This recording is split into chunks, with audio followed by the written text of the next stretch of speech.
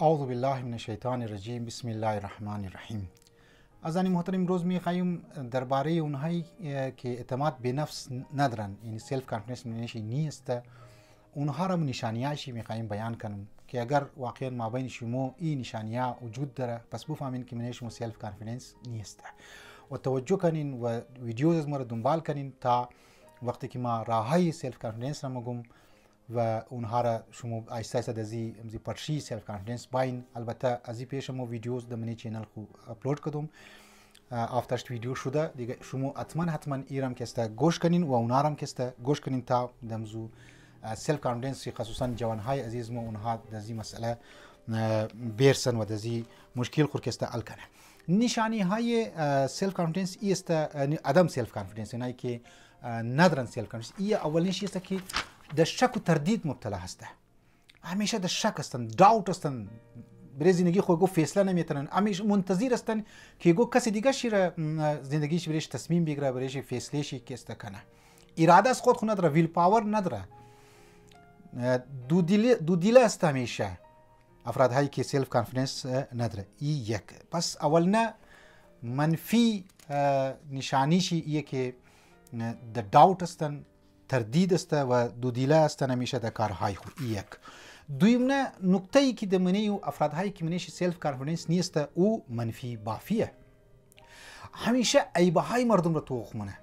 جایی که گبای منفی و کارهای منفی شونه ای زود اونجی مایه و از نه زود تاثیر میگیره، از افکار منفی زود کسی تاثیر میگیره. امام علی علیه السلام افراد هایی که دنبال کارهای منفی که است مورا و خودش منفی است و از افکار منفی متاثر میشه، اونها را مانند پاشا که است گفته. پاشا دیدی در برای میله چیز که است میشنه. افراد هایی که سلف کانفیدنس نداره، افراد هایی که ما بینچی اعتماد به نفس نیست، اینها همیشه دنبال عیبه ها که است مورا، کارهای خوبی مردم توق نمونه. همیشه اینا هر چیز را در عینه که تنقید کسی توق مونه، همیشه تنقید مونه. اینا خودون یگو کار نمونن. افراد هایی که سلف کانفیدنس نداره اونها از زنی من همیشه عیوب مردم را کسته توق مونه. نکته که امروز درو میخوایم بگم، یک ویدیوز ما جور کردم درباره جوان هایی که خیال باف است. خصوصیت جوان هایی که در زندگی رویا، در زندگی خواها که است زندگی مونه. از اون طرف اونهایی که اعتماد به نفس نداره، اونهایی که سلف کانفیدنس نداره، اونها از من زندگی خیال بافی است. افراد هایی که اعتماد به نفس دارن اونها به عمل خود که است متکی است، اونهایی که اعتماد به نفس نداره اونها به رویای خود، به خیالات خود، به خواهای خود که است اعتماد مونه. این دو فرق است که امام علی علیه السلام این را گفته. چی میگه امام علی علیه السلام؟ العاقل یعتمد علی عمله.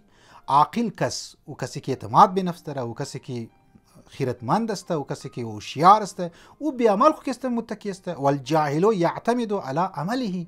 به رویای خود اعتماد مونه اونایی که جاهل هستند، اونایی که اعتماد به نفس نداره.